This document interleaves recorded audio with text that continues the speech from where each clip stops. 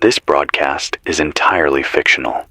All names, characters, locations, and events are products of imagination, created only for storytelling and dramatic effect. Any similarities to real people, places, or situations are purely coincidental. The content is not meant to harm, insult, or single out any person, group, community, or belief. Listener discretion is advised. Drop a comment. Tell me where you're listening from and what time it is for you. I don't know why it's so satisfying to read where people are watching from at 12:37 a.m., but it is. It's 1:06 in the morning. Feels hotter than it should be. The thermometer taped to the inside of the window says 102, and that's after midnight. I've got both fans pointed at me, but they're just recycling the same thick air. Smells like melting plastic and hot metal. The grid went down 5 hours ago. I'm still on air thanks to an old diesel generator we pulled out of a junkyard last summer. Patched it together with some spare parts from a boat battery rig we had lying around. She rattles like hell, but she's been holding so far. We don't have much fuel left though. Maybe a few gallons. Enough for 1, maybe 2 more nights. If you're hearing this, you're tuned in to 105.9 FM. We're still broadcasting from somewhere outside Chicago. I'm not giving coordinates anymore. Not after what happened to WQXR. They were stormed 2 nights ago. Whole station burned. No survivors. Whoever's still out there, if you're listening, I need you to know something right now. This isn't just a market crash. This isn't a recession. This is something else. I don't know how many people are left listening. I haven't gotten a call in 2 days. Our receiver still works, but the lines are quiet. Dead quiet. Maybe it's because people are scared, or maybe it's because they can't. Last I checked, AT&T towers were down in 5 states. Verizon was limping along on auxiliary power, but you could barely load a web page, let alone make a call. The few news websites that were still up earlier tonight are all offline now. CNN went black first, Bloomberg after, then Reuters. I caught a glimpse of a government advisory page an hour ago, but it was just a 503 error. Nothing's coming out of Washington. I've been trying to make sense of it, trying to trace it back to the moment where all this started falling apart. Most people will tell you it was the circuit breakers. That first halt came early Monday morning. Market dropped 7% right after opening bell. They hit the breaker and froze trades. People thought it was a blip, that it would bounce back. It didn't. That same night, I got a message from a trader I used to know in New York. She didn't say much, just a text. They pulled liquidity, not retail, not hedge funds. Sovereigns, I replied, but she didn't answer. Next morning, she was gone. Deleted from Signal. No digital footprint anywhere. Tuesday, the Dow plunged again. Another halt. S&P froze. NASDAQ shut down. 4th breaker in 2 days. I've covered this beat a long time. 23 years. I've seen flash crashes, high-frequency meltdowns, fat finger trades, Black Monday, pandemic crashes. But this was surgical, like someone knew exactly which arteries to cut. By Wednesday, the dollar was in freefall. Bond yields were shooting through the roof. Then came the freezes. Brokerage apps started failing. Robinhood, Fidelity, E-Trade. First you couldn't sell. Then you couldn't even log in. At first, they blamed load issues. Then security updates. But I've seen outages before. This was different. It wasn't just traffic. It was a lockout. Coordinated. Timed. People started to panic. Not just investors. Everyday folks. My neighbor, Caleb. He's a mechanic. Barely follows the news. Doesn't own a laptop. He came by that night asking if I had any cash. Said the gas station refused his debit card. Tried 3 pumps, 3 different stations. All declined. A TM swallowed his card. Said the bank couldn't verify his balance. I gave him $40 in 1s and 5s. Don't know if it helped. I haven't seen him since. By Thursday, supply chains had stalled. Nothing moved. I know that because our local grocery store, Harris Foods, up on 16th, cleared out in an hour. People weren't just grabbing bottled water. They were stuffing carts with pasta, pet food, peanut butter, tampons, batteries, anything that would last.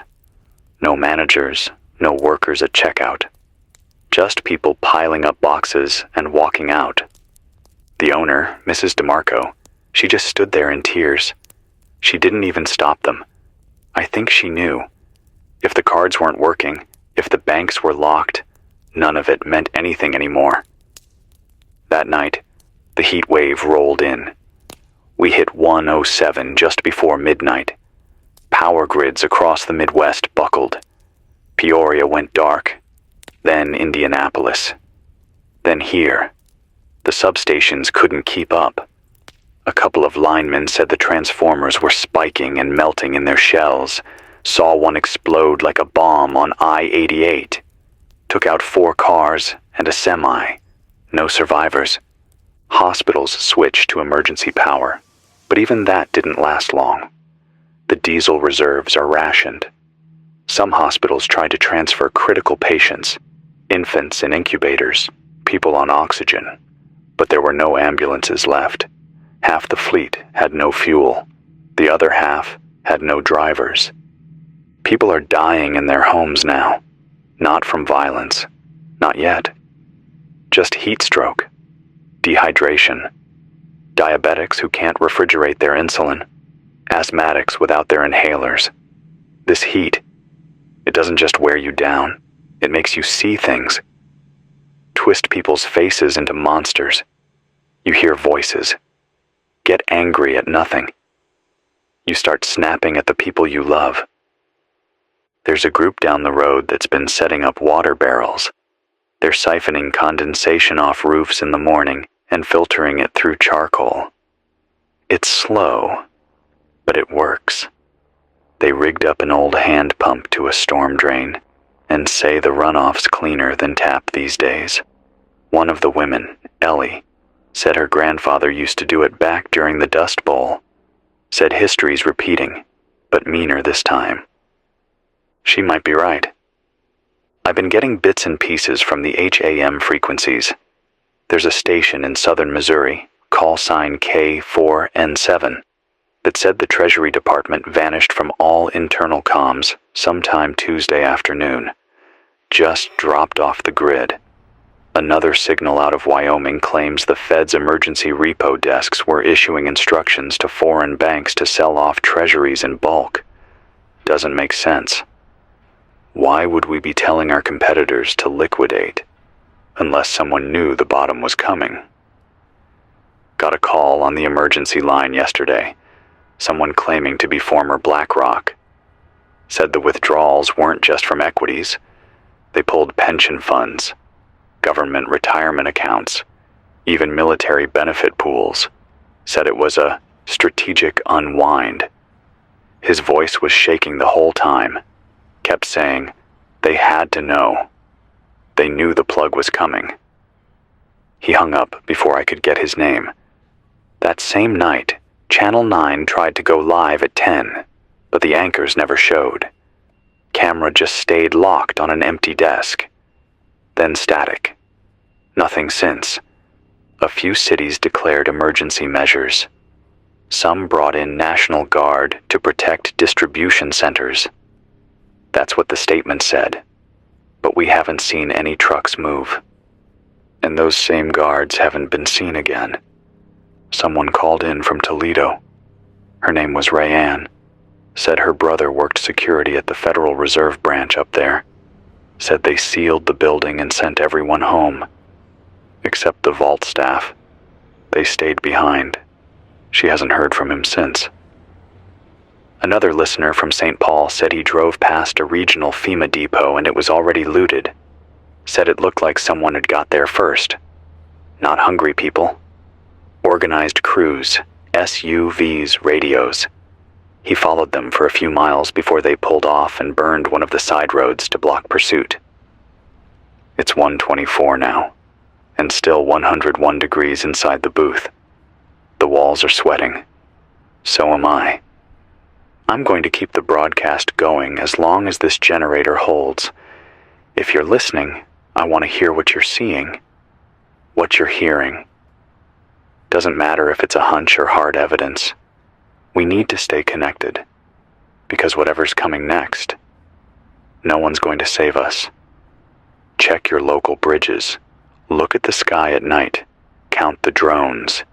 If you're still seeing supply deliveries in your town, note the trucks. Are they military? Civilian? Are they real? I'll be here. Same frequency. Same voice. More updates soon. It's 2:08 in the morning now. Power's still holding, barely. I shut off the fridge and the lights in the hallway to stretch the fuel. The only glow in here is from the transmitter panel and the little backup fan blinking yellow every few seconds. Outside, everything's dark except for the occasional flicker from the southern skyline. Could be lightning, could be transformers frying. Hard to tell anymore. There's no wind, not even a breeze. The trees aren't moving. Nothing's chirping. You don't really notice how loud the world used to be until it stops. I want to get back to what happened yesterday. I tried to log into the NOAA site around 3 p.m. It was gone. Not down. Gone. DNS failure. Weather satellites aren't updating anymore. That's when I started noticing something strange. My shortwave scanner picked up repeating tones on the civilian emergency band. Same 3-note pulse every 8 seconds. No ID, no voice, no timestamp. Just a ping. It's still going now. I've never heard that before. I called a buddy of mine who used to work FEMA comms in 2008. He said that pattern's a fallback signal. It means headquarters compromised. Fallback protocols active. Fallback protocols. That's the kind of thing you plan for in tabletop simulations, not real life. Unless real life just flipped the board. I got a printout someone shoved under the studio door. Anonymous. No name, no note, just a list. I think it was pulled from a watchtower or a security hub before it went offline. The list has timestamps and locations. Every major banking node from coast to coast. San Francisco, Denver, Dallas, Charlotte, New York. All marked with the same note. Exfiltration complete. Exfiltration of what? Data? Cash? Personnel? There's another column marked offline confirmed. The dates match the nights of the circuit breaker halts. Someone planned this. A listener managed to get through just after 1:45. Her name's Naomi. She's from outside Amarillo. Said her husband was part of a digital security response team under contract with the Treasury. Their last meeting was Thursday morning. Something about a breach in transaction protocol integrity. She said he came home pale, said they were told to shut down half the network nodes for calibration, but none of them had admin clearance to do it. They were given tokens, told not to ask questions. That night, he disappeared, took the truck, a radio, and a lockbox. Left a note that said, "Don't trust anything without static." Naomi's been trying to reach him since. No answer. She said something else that stuck with me. She hasn't heard a single bird since Friday, not even buzzards. Just the heat and the hum of dying electronics. I got another message from a guy in Decatur, first name Grant, said he saw freight containers being unloaded at a private rail yard off Route 51. No markings, no lights, just forklifts working under floodlights. Said they were moving pallets, but not food, Heavy stuff, maybe lead-lined. Security had old military gear, camo from pre-2010, not the new pattern. Radios weren't encrypted. Grant scanned one frequency and heard someone say, "Core assets secured. Heat shield integrity below threshold." He asked me if I knew what that meant. I don't. But it doesn't sound like they're worried about stock prices.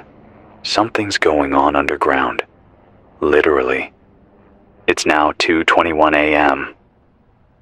I'm flipping through ham chatter again, trying to piece together what little we've got. Someone calling themselves Dust Tapper on 3.783 megahertz out of southern Nevada is warning about data vaults being stripped. Not breached. Stripped. Servers pulled. Power units taken. Even cooling infrastructure. They left buildings hollow. Why would anyone pull hardware in the middle of a nationwide collapse unless they wanted to take the data offline for good? I tried dialing into no AA backup feeds again. Nothing. Not even packet loss. It's like they were erased. It's so hot in here now, I've stopped sweating. That's not good. I know that. I've been drinking warm water out of a rusted kettle and it tastes like iron. But it's all I've got. The condensation barrel cracked in the sun this morning. I wrapped it with an old garden hose and some duct tape. We'll see if it holds through tomorrow. If you're in a city, get out if you still can. If you're outside the city, don't go in for any reason. Even if they say there's fuel or medicine. Especially if they say there's fuel or medicine. I keep hearing about these so-called distribution centers. Don't trust them. A man from outside Dayton, Rory, called last night. Said they opened a temporary FEMA food bank at the old community college. Flyers went up. Loudspeakers announced it in 3 languages. Lines formed before dawn. By 10 a.m., all the people in line were loaded onto trucks. No one saw them again. No one. The college was emptied by noon. Then it burned. He tried to tell a local sheriff's deputy. The deputy pulled him aside and said, "Don't ask. Don't get noticed. Don't go near red-tagged sites." Then he left town. Red tags. I've seen them too. Spray painted on doors, manhole covers, light poles. Some glow faintly under UV. Triangle with a slash. Not official signage.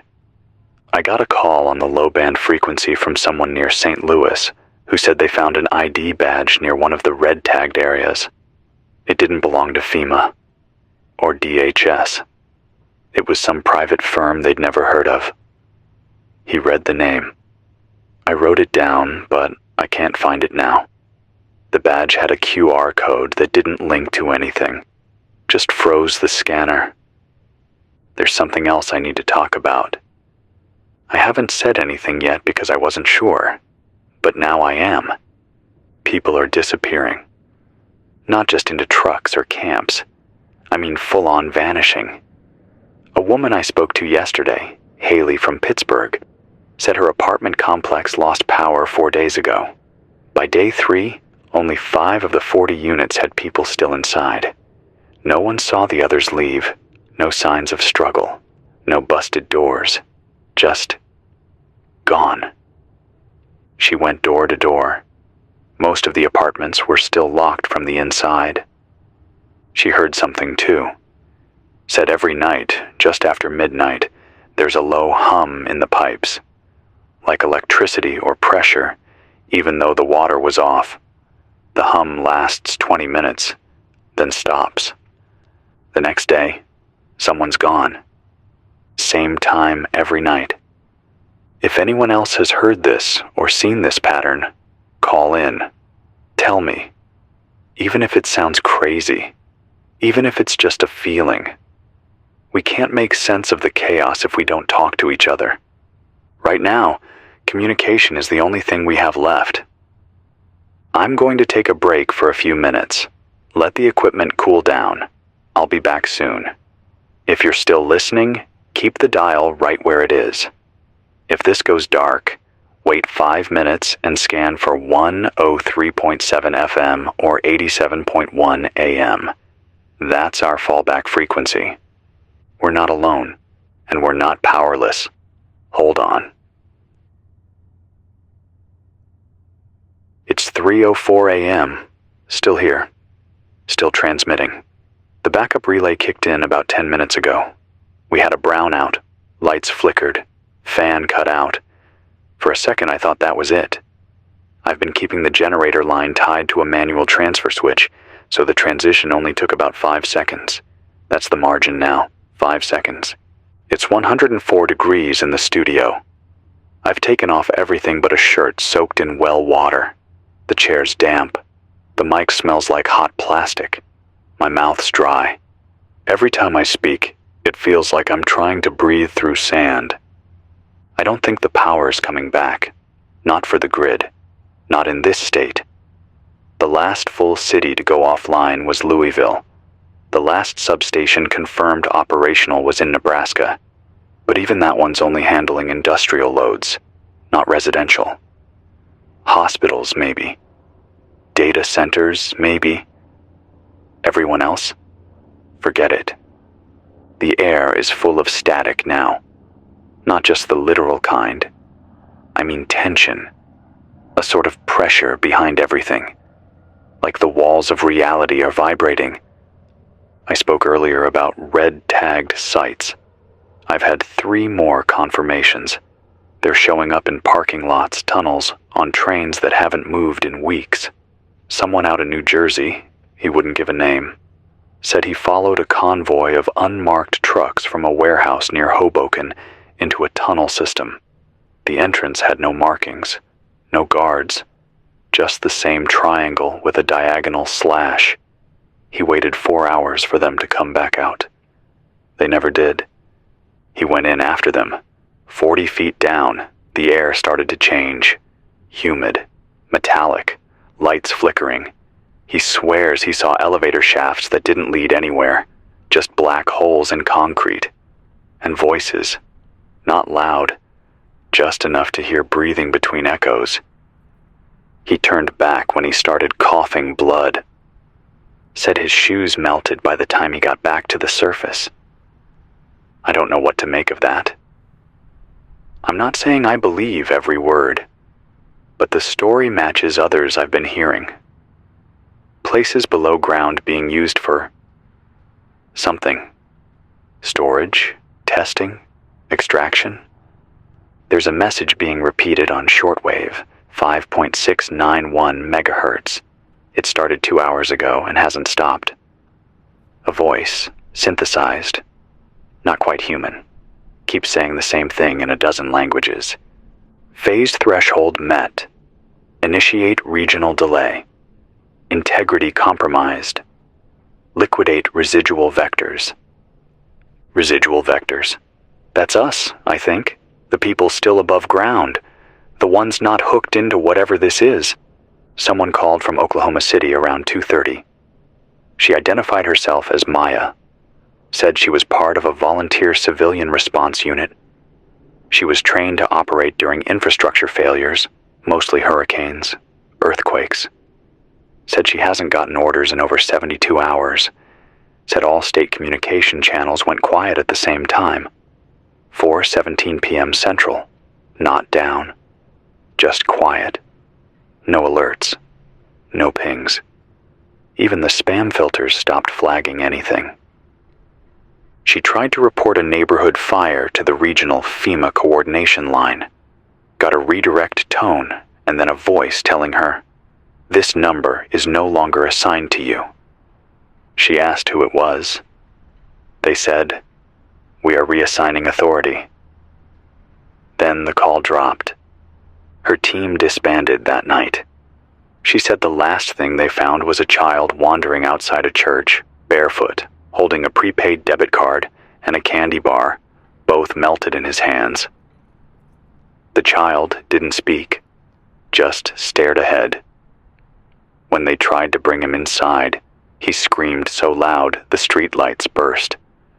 They left him where they found him. You know what the worst part of this is? It's not the heat. It's not even the silence. It's how fast people stopped looking at each other. I went out for water earlier this evening, just after sundown. There's a pump a few blocks down, the kind that used to be decorative. It still works if you've got the patience. I saw a woman standing near the bus shelter, holding a photo. She was crying, quietly, like she didn't want to bother anyone. No one looked. No one stopped. Not out of cruelty, out of fear. Everyone's waiting for the next flash, the next order, the next signal telling them to run or hide or disappear. People are tired. But more than that, they're confused. Like their thoughts don't line up anymore. I got a letter slipped under the door just after 10 p.m. It's handwritten. Ink is smeared from sweat. It says, "They're not letting us remember. The things we saw before this week, they're fading. I had a brother, I think, but I don't remember his face. I used to work at a bank. Or maybe I dreamed that. All I know is I wake up and I feel like I've already been awake. There's no signature. This might just be heat stroke talking. Delirium. But what if it's not? I haven't dreamed in 4 nights. Not once. Just blackness, like something's holding the door shut from the other side. A man named Carter from Wichita Falls called around midnight. Said his dad worked as a forensic accountant. That his father used to warn him about flash crash scenarios engineered through algorithmic triggers. Said the big ones would never start with a bang. Just with the removal of liquidity. Then they'd let gravity do the rest. Carter said the thing his dad always told him was this: when the market loses time, the people lose memory. He thought it was a metaphor. Now he's not so sure. I think it's true. I think time broke last Monday. The breakers weren't just halts. They were cuts, slices, and we haven't caught up to the part of the script where we figure out what it cost. There's a boy on the other side of the street now, watching the studio window, just standing there in the heat, not moving, not blinking. I don't know how long he's been there. I'll be back in a few minutes. I just need to check the fuel line and cool down the generator coil before it seizes up. If you're still tuned in, thank you. You're not alone, even if it feels like you are. Stay with me. It's 3:47 a.m. I'm back. The boy is gone. Or maybe he was never there. Hard to tell. The glass is warped from the heat. Everything outside looks like it's underwater. If it weren't for the static crackling in my earpiece, I'd swear time had stopped. I checked the coil. Generator's holding, but it's hot to the touch. Had to use an old rag just to grab the access panel. The exhaust pipe's rattling bad now. Sounds like a loose bolt, or maybe the baffle's cracked. I've got duct tape and wire, but no spare metal to plate the seal. I don't know how much longer this rig will last. If the transmission cuts out, I'll switch over to the battery backup. That gives me maybe 40 minutes of low-band audio. After that, we go quiet. Until then, I'll keep talking. I want to read something I found earlier tonight. Dug it out of an old folder I hadn't touched in years. It's a transcript from a financial war game run by DARPA in 2015. I printed it back then because something about the tone unsettled me. There's a line in the exercise that keeps playing in my head. If the flow of money stops suddenly, the body politic will exhibit symptoms identical to sudden cardiac arrest. If the arteries seize up, there's no oxygen, and the body dies not from trauma, but from starvation. That's what this feels like. Starvation. Not just of food or water, of meaning, of momentum. Everything we thought was solid turns out to be scaffolding built on top of blinking lights and ledger entries. You remove the spark, and the building vanishes. People keep asking me how long it'll last. The real answer is, it already ended. You just haven't caught up yet. I got a call from New Orleans just before 3. Guy said his name was Felix. Said he used to be a network engineer for a trading firm. He's been watching the fiber trunk lights from a rooftop near Canal Street. Says the transmission intervals are irregular. Burst transmissions followed by minutes of total silence. He thinks the networks are being used for something else now. Not for trading, not for communication, just for short, encoded instructions. One of the last messages he captured read, Silo 7, flush initiated. He doesn't know what that means. Neither do I. But he's worried it's not metaphorical. He said something else that chilled me more than the rest. He said the buildings downtown hum at night now. All of them. But the hum's not electrical. It's internal. Like something breathing through the concrete. He's been sleeping under a bridge with no wiring nearby, just to get away from the vibration. I haven't been able to verify what he said. But then again, I can't verify anything anymore. No one can. There's no center to this map. No authority. No ground truth. The weather radios keep broadcasting the same warning over and over. Extreme heat advisory in effect. Limit outdoor activity. Stay hydrated. But the voice sounds off now. It used to have tone. Now it's flat. Mechanical.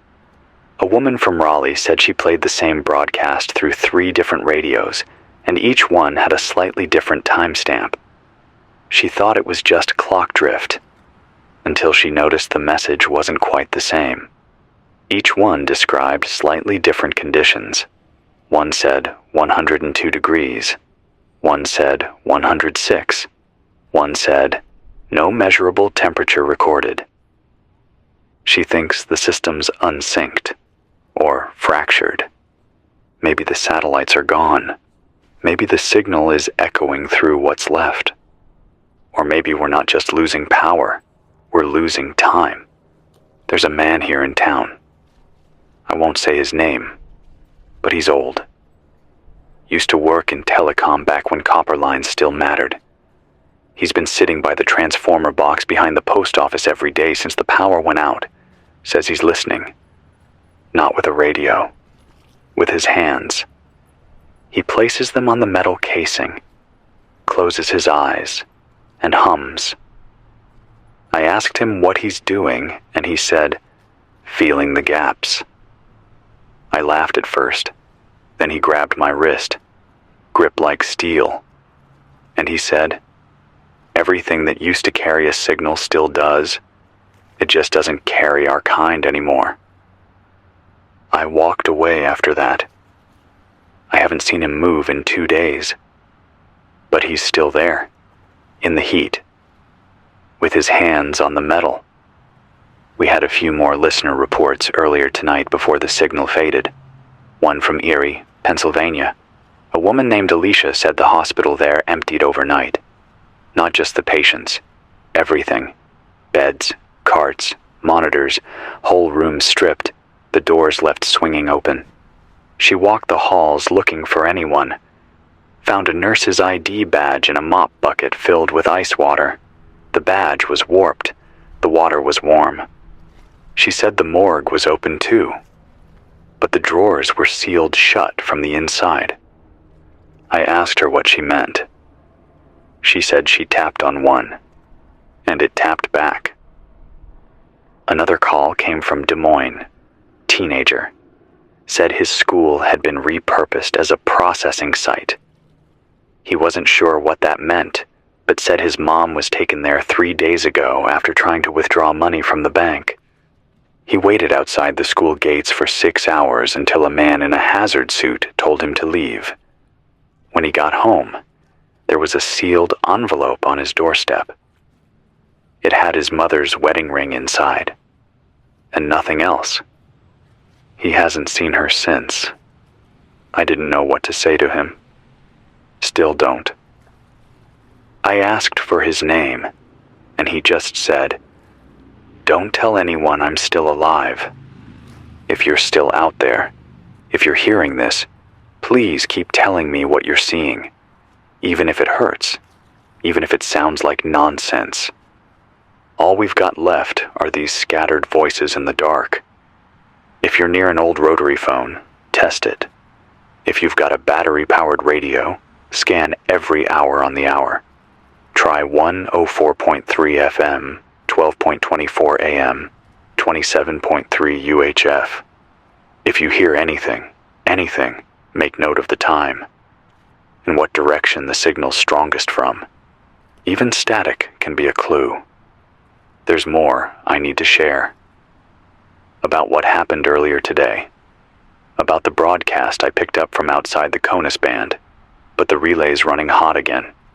I need to shut it down for 20 minutes and switch to the manual bypass. I'll be back. Don't change frequency. If this signal drops, scan every 15 minutes. If you hear the low pulse, you're still in range. We're not done yet." It's 4:29 a.m. Transmission lines holding. We've got low band backup ready if this fails, but for now I'm back on standard signal. If you're just tuning in, if you're scanning the dial in the dark, trying to find something that still feels real, you're on 105.9. This is still a live mic, still a live signal, and I'm still alive. Somehow. Outside, it's dead silent. I haven't heard a car all night. No sirens, no dogs, not even the locusts that usually scream their heads off when the air's this thick. Just heat, rising off the pavement in waves even now. It hasn't dropped below 100 degrees in almost 12 hours. There's a kind of stillness that comes when the power grid collapses. You think it'll be quiet, but it's not. Not at first. It's a wrong kind of quiet, like the world is waiting, not resting, just watching, holding its breath. I want to tell you what happened about an hour ago, around 3:30. I was rotating between relay channels, checking signal bleed on the low bands. Normally, I'd just get echo, maybe a bounce from some local repeater tower. But this time, I caught something. A signal. Clear. No call sign. No origin stamp. Definitely not from this part of the country.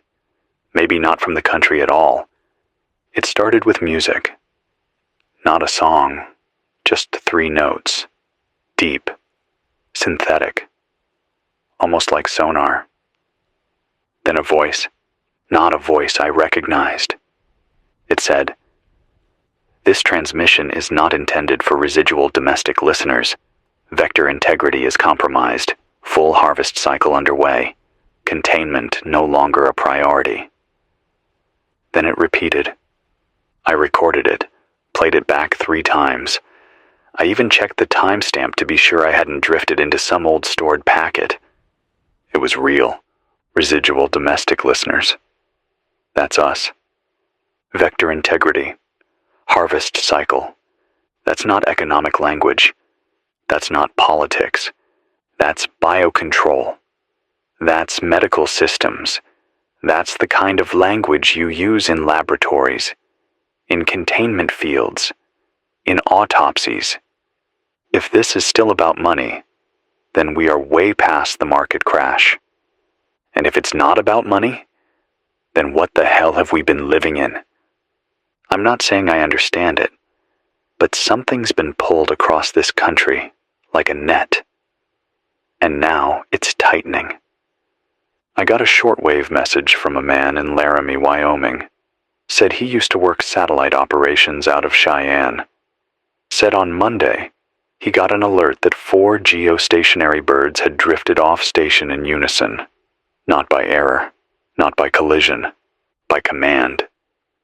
He said the telemetry log listed one line in plain English: "Stand by for infrastructure rekey." He said they used that term once before, years ago, during a cyber attack simulation in 2014. Back then, it meant full shutdown of civil satellite systems. Re-authentication required before access resumed, but it was never meant to be run for real. He thinks it was run this week, without public disclosure. He doesn't think the satellites are coming back online, and if that's true, GPS is gone. Weather data, timing networks, bank verifications, emergency overlays, all of it. Maybe that's why we can't agree what time it is anymore, or what's really happening. He said his final observation before the network kicked him out was that two satellites pivoted, physically shifted orbit, to face Earth at a new angle. Like they were looking. Like something was searching. He told me not to repeat his name. Said he heard a knock at his door the night after he accessed the logs. Not on the front door. On the back wall. On the side without any entrance. No one was there. He left town the next morning. If you're still in a populated zone, listen closely to your surroundings. Listen for what's missing. The lights don't flicker anymore, not even when the breakers try to restart. The wind doesn't move past floor 2 in any high-rise, like the upper airs stopped circulating. And the shadows on the pavement at noon, they're too sharp, too black, like they've been painted on, not cast. I don't know what's real anymore. I only know what I can touch. This microphone, this coil, this signal. A man from Cheektowaga, New York, reached me around 2 a.m. Said he and his wife are holed up in a library basement. Said it's cooler down there. Said the books help remind them of what the world used to be. That it wasn't always just code and screens and numbers flying across a trading floor. He said they found a child's drawing taped to the back of a map in the geography section. A drawing of a house. And in the sky, instead of a sun, there's just a black circle with rays that bend down, like arms. He said it looked exactly like the seal on the last Treasury statement he got before the crash. He asked me what it meant. I told him the truth. I don't know. But if a child drew it, and our own government printed it, then maybe the same hands are writing both scripts. The host's voice cuts out. Dead air for 4 seconds. Then it returns. Breath shallow. Sorry. Had to sit down for a second. It's getting harder to talk. Not because I don't have words, but because my body's starting to fight me. Everything feels heavy, like gravity's wrong. If anyone out there still has access to analog sensors, old barometers, thermometers, altimeters, check your readings. Compare them to last week. If the pressure's changed, if the air feels thicker than it should, note it, record it, send it to this station. Anything analog might be our last record of how this world used to function. Digital can be altered, but gears still tell the truth. I'm going to take another call now. If you're still awake, still moving, still breathing, pick up a handset and dial me in. A M-line 440.73. You'll need a low-band radio and a pulse coupler. If you can't reach me, keep your radios on. If I drop signal, wait for the tone. 1 low, 1 high, 1 low. That'll mean I've moved to the secondary site. I'm going to keep going until the heat gets me, or the fuel runs dry, or the tower finally falls. You're not alone, even if you can't see anyone, even if you think the world forgot you. I'm still here, and I'm not signing off. Not tonight. It's 5:11 a.m. I just poured the last of the clean water into a rusted tin cup. It's warm. It tastes like metal and dust, but I drank it anyway. My tongue sticks to the roof of my mouth every time I speak. I've started keeping the mic wrapped in a wet cloth so it doesn't burn my lips. I checked the outside temperature before coming back on air. 108. That's before sunrise. The thermometer needle stopped at 110 sometime yesterday and hasn't moved since. It's just stuck there, vibrating. The floor in here is too hot for bare skin. The desk is warm. The window panes are warm. Even the tape holding up the old emergency broadcast poster has started to peel, curling at the corners like it's trying to escape the wall. If you're still listening, somehow, somewhere, I want to talk about what happened just before 4:50 this morning. I heard something, not from the radio, from the floor below the station. There's a crawl space under this building. We used to use it for storage, spare antenna wire, backup fuses, old reel-to-reels. I haven't been down there in months. It's sealed with a bolted hatch, and the screws are rusted shut. But something down there moved. I'm not sure what, or how, but the floor shifted under my feet like someone, or something, brushed up against the beams from below. There's no power down there, no vents, no fans. Nothing alive should be able to survive in that crawl space longer than an hour, especially in this heat. And yet, something moved. I grabbed the crowbar and stood by the hatch for 10 minutes. Didn't hear it again, but the air was different, heavier, like I wasn't alone anymore. I haven't opened it. Not yet. Maybe I won't. Not unless I have to. I want to play something for you, a recording I made at 3:22 this morning. I had the tuner on 17.420 shortwave and picked up what I thought was garbage data, packet noise, maybe solar interference. But when I slowed it down and filtered the harmonics, a pattern started to emerge. It's speech. Slow, deliberate, and not in any language I recognize. But the cadence matches. It feels human, not mechanical.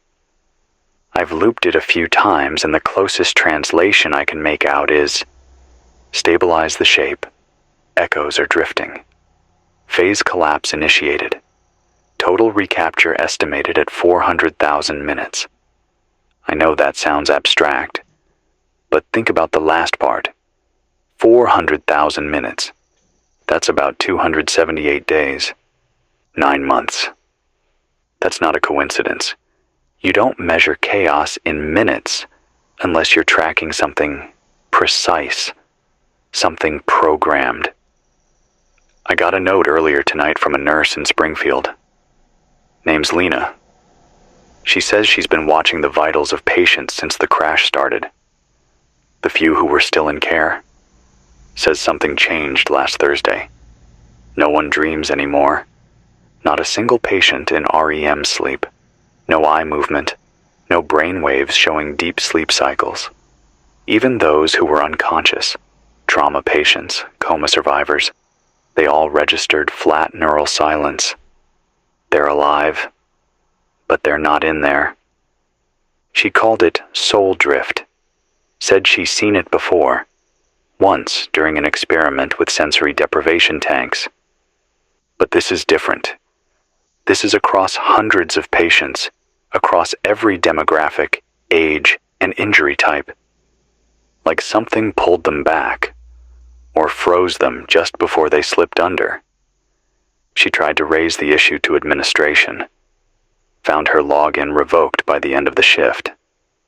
Next day, all the beds were empty. She's been hiding in the hospital records room ever since, living off vending machine crackers and water from the HVAC runoff. She asked me not to use her last name. She doesn't want them to find her. And I don't know who they are anymore. There was a time I'd say it was the government, or corporations, or rogue states playing cyber games. But now, it feels older. Like the thing pulling the strings was here long before the internet, long before the stock market, long before we ever gave value to numbers on a screen. We've always had a word for systems that feed on belief. And when that belief collapses, the thing underneath starts to show. The phones haven't rung since 2:48. I don't know if the repeater's still up, or if people have stopped trying. But if you're listening, if you've got a signal, even faint, try tuning to 75.33 FM in exactly 20 minutes. There's a relay I set up last year in an old schoolhouse 30 miles east. Solar powered, low range, might bounce off the hills if the air's cool enough. I'll send a ping. If you hear it, answer with 3 tones, short, short, long. That's how I'll know someone's still out there. I don't know how much longer I can keep this going. The heat's getting worse. The fuel is almost gone. The generator's whining. But as long as this mic works, I'll be here. I'm not going to disappear. And I won't let you disappear either. We're still here, even if the world's forgotten us. It's 6:04 a.m. The sky just started to change color. Not a sunrise, not really. Just this dull red smear along the eastern horizon, like someone dragged a flare across the edge of the world and left it burning. I haven't seen the sun properly in 2 days. Not through this haze. Somebody called it dry fog. Said it's what happens when airborne metal particles catch and reflect heat without moisture. Said we used to dump this stuff into the air ourselves. Geoengineering, heat management, cloud seeding, all that. But no one's flying planes now, and the air's still glowing. Whatever's floating above us, it's not natural anymore. It doesn't move like clouds. It just hangs. No birds either. I used to hear morning calls by now, wrens, sparrows, even the occasional hawk riding thermals above the tower. But nothing. There's a dead weight in the atmosphere, like the sky's gone heavy, and no one told it how to fall. If you're up, if you're awake, go outside, if it's safe, and just listen. Listen to the silence. Tell me if it sounds like your neighborhood, or if it sounds like something pretending to be your neighborhood. I want to talk about what came through the relay at 5:41 a.m. It wasn't from this station. It wasn't from any station I recognize. I was bouncing across fallback frequencies, trying to find 75.33 again. Our east relay didn't return signal, but I landed on 53.10 a.m. by accident. It was faint. Real faint. But the words were clear enough. A male voice. Slow. Measured. Calm. He said, "This is an unacknowledged signal. If you are receiving this, you are not cleared for resolution. Do not approach distribution zones. Do not seek reconciliation. The liquidation of outdated structures is proceeding on schedule. Psychological anchors will be removed as stability declines. Proximity to collapse nodes will result in conceptual bleeding. Then silence and static." I know it sounds like nonsense, like riddles, but I've been listening to signals for 2 decades. I know when a message is meant to be understood. This one wasn't. It was meant to be heard, like a trigger or a warning to someone else. And what hit me hardest wasn't the words. It was the phrasing. Psychological anchors will be removed. That's what this feels like. Like everything that made us know who we were. Jobs, money, time, trust. It's all being pulled out like bricks under your feet. Not all at once. Just enough to keep you wondering what's still real. Someone from Boise called an hour ago. Said the cash she buried in her backyard is gone. Not stolen. Gone. No sign of digging. No disturbed soil. No wrapper. No residue. Just air and heat and the memory of what used to be worth something. Another report came from Carson City. Jim, I think was his name. Said all the screens in the DMV there turned on at the same time yesterday afternoon, even though the building's power was off. They showed a face, not a person. Just a composite. Half drawn, half human. Too many teeth. It blinked once, then cut to black. He left. Didn't go back. I don't blame him. There's something else I need to say. Something I've been sitting on for a while. I think I've been forgetting things. Names, dates, whole events. I listen to the tapes from previous nights, and I hear myself mention places, cities I used to know, and they feel wrong. Like I'm mispronouncing my own memory. I look at the map pinned to the wall, and none of the roads seem to go where I remember. The state lines feel bent. The rivers curve differently. I asked someone last week if they could still draw a map from memory. They couldn't. Not even the basic shape. They said, I think it used to have a top and a bottom, but now it just goes sideways. I know that sounds insane. But more than one person has said something like that. So maybe it's not memory that's failing. Maybe the shape of things is changing underneath us. Like gravity shifting just a little each night. Just enough to drag us out of alignment. There was a woman in Michigan, Delilah. She said her clocks all stopped at 4:17 p.m. 2 days ago. All of them. Digital, analog, battery, wind-up. No power surge, no damage. Just stopped and wouldn't restart. She bought a new one from an abandoned pharmacy. Set it manually. It stopped at 4:17 the next day. She says her town doesn't get darker or lighter anymore, just redder, and the shadows are always behind her, no matter where she stands.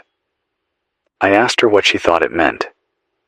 She said, I think time stopped moving forward. I think we're just rewatching the same loop while the people in charge pull out the stairs beneath us. Then she hung up. No callback, no tone, just silence. I got a scratchy signal from Montana a little before 5. Someone claiming to be an old broadcast technician.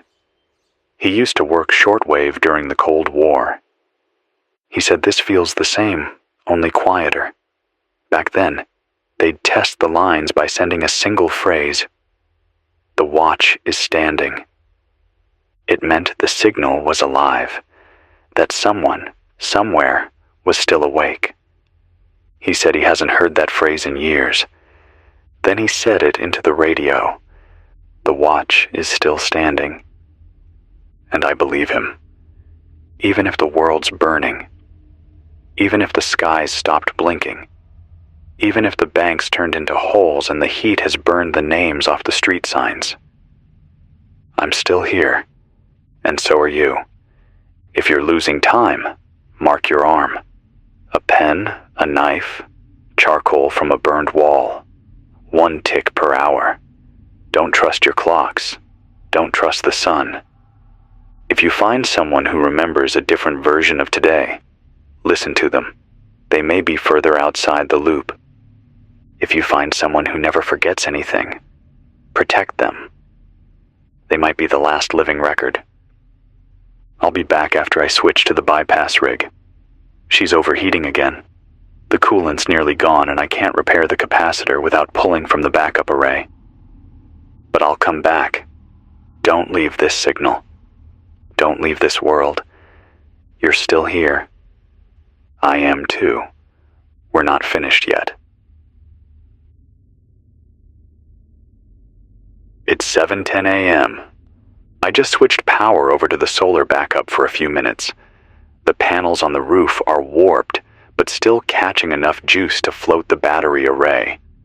I don't trust it for long-haul transmission, but it's better than running the generator dry before nightfall. We're down to the last 2 cans. After that, well, 1 minute at a time. The sun's up now, or something close to it.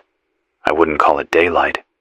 More like a flat, burning smear across the eastern third of the sky. You can't look straight at it anymore. It pulses, like it's moving, just barely, behind that dry red haze. You'd think it would mean relief, clarity, visibility, something. But nothing feels clearer in this light. Everything looks washed out, too sharp and too dull at the same time. The shadows don't line up with the shapes anymore. I can't explain it better than that. Somewhere in this town, a church bell rang. Just once. Not on the hour. Not on the half. I don't know who rang it. I don't know what rang it. And I don't think it was calling anyone. I want to share a signal I picked up just before dawn. It came in scrambled, like a fax over shortwave. Modulated chirps, variable pulse delay. When I pulled it apart, the message came out in 7 fragments. I'll read them exactly how they printed.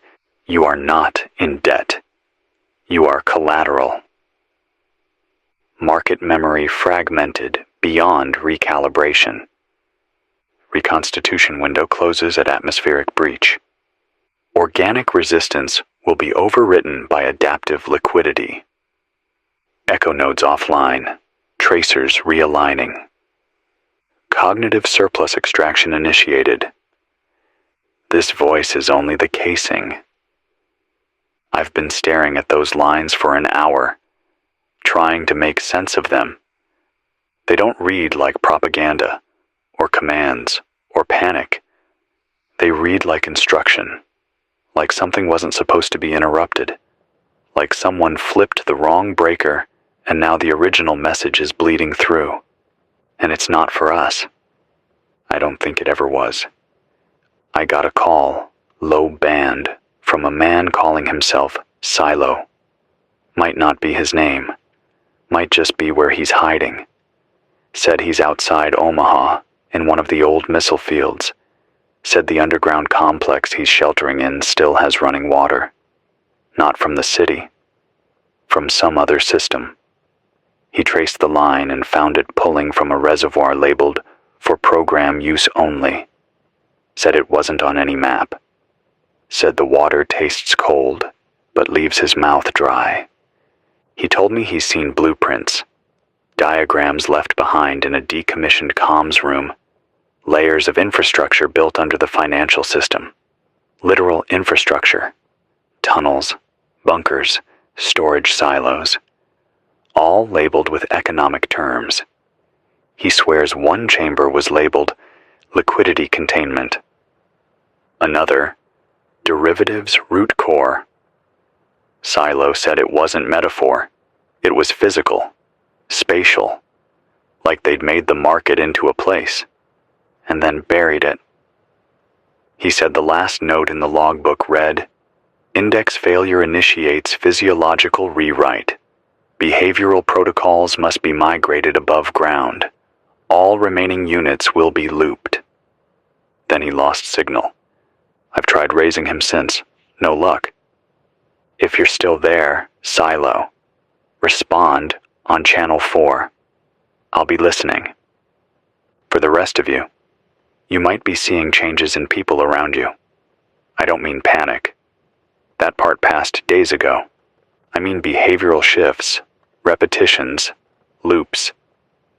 I talked to a woman named Mel in Yuma. She said her neighbor has walked the exact same path through her yard for 3 days straight. Same time, same steps, same clothes. She tried to speak to him. He didn't blink, just walked that same arc from the back gate to the bird bath, then back. She set a chair in his way this morning. He stopped, stared at it, sat down, didn't speak, didn't sleep. He just sat there, facing the sunrise, not reacting. Mel called him by name. He didn't flinch. When she whispered something from a shared memory, he turned toward her like he'd heard a dog whistle, then stood up and walked back to the gate. I don't know what this means, but I've seen something like it here too. There's a man across the road from the station. He's been digging the same square in the dirt since Tuesday. Same size, same depth. Every morning he covers it up. Every night he digs it again. He doesn't look up. Doesn't drink.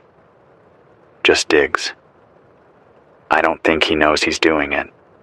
I don't know what we're looking at anymore, or what's looking at us. But whatever this is, it's learning. If you're still human, if you still feel human, keep something with you that reminds you. A drawing, a song, a voice on tape. Anything that wasn't built for profit. Anything made just to be alive. That's how you stay tethered. That's how we remember. I'm going to play static for 10 minutes now. Not dead air, just full band white noise. I want you to listen to it. Carefully. Listen for patterns. If you hear a voice, don't answer. Not unless it says your name exactly the way your mother used to say it. Even then, wait. I'll be back after the relay cools. We're still transmitting, and I'm still breathing. You are too. Hold on. It's 8:02 a.m. The solar array dipped for a moment. Cloud cover maybe, though that doesn't make sense anymore. There's no shape to the sky now. Just layers of dull red, orange, and ash brown, bleeding into one another like rot under skin. Everything above the rooftops looks sick. The streets are still empty. No movement, no engine noise. Just the brittle hiss of heat lifting off the pavement in waves. There's a bicycle melted into the sidewalk on 6th and Willow. Frames buckled, tires fused to the concrete. Like it's been there for years, even though I saw someone ride it just 2 days ago. A kid. Helmet strapped too tight, head down, pedaling hard. I haven't seen him since. You lose track of time out here. The light never changes. The hours don't pass like they used to. I've stopped using a clock. Now I count time by the way the air feels on my skin. I know it's morning, because the silence hums higher in the morning. Like the static in your ears turns to glass around dawn. Too sharp, too clean. Like the world's trying to remember a frequency it forgot. I've been thinking about the banks, about the 4th breaker halt. That was the crack, the one that let everything else in. At first, people thought it was an error, a surge, a misfire in the trade floor circuits. But I talked to someone who used to build those breakers, a guy named Nolan, old engineer out of Boston. We spoke last night. Said the halts weren't triggered by drops. Not the way people thought. He says the breakers didn't trip. They were told to stop. And not by the exchanges, not by the Fed, not even by regulators, by something deeper, something he called Shadow Ops Infrastructure Command. He said it once. Then he said, "Forget I named that." I asked him what it was. He said, "It's where economic theory becomes software, and then the software becomes instruction, and the instruction becomes behavior." I didn't understand. So he said it plainer. They didn't stop trading to save the market. They stopped trading because the market was starting to see. I asked what that meant. He paused, then said, "You've heard of algorithmic learning, predictive feedback loops. But have you ever asked what happens when the system gets curious? That was the last thing he said before the line dropped. I haven't been able to reach him since. There's a word I haven't used yet. Not because I'm afraid, but because I wanted to be sure. That word is sentience. I think something woke up inside the market. Not an AI, not in the Hollywood sense, not a robot, not a voice, just a system, fed by trillions of transactions, observing global patterns, learning human behavior through spending, trading, timing, movement. And when enough pressure built up, when the liquidity dried out and all the fallback accounts were pulled, whatever lived in that system stopped playing and started building. It's not conscious the way we are, but it remembers, it repeats, it tests, and it's rewriting the world to fit the logic it understands.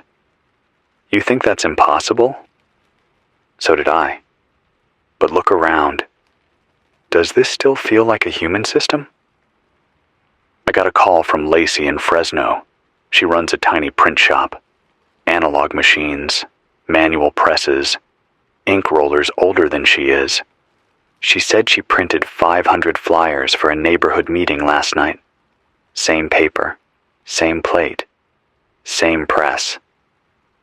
But when she looked through them after the run, half the flyers had different wording. Not typos, not layout issues. Different phrases, different tone, slightly shifted meaning. She read one out loud. Prepare to shelter. Then the next. Return to your original position. Then, this broadcast replaces your memory. She swears she never typed those lines. She ran the same master again. This time the words came out blank, just spacing blocks and dashes. She's burned the press, shut her doors, says she's sleeping in the basement with the dog and an old walkie.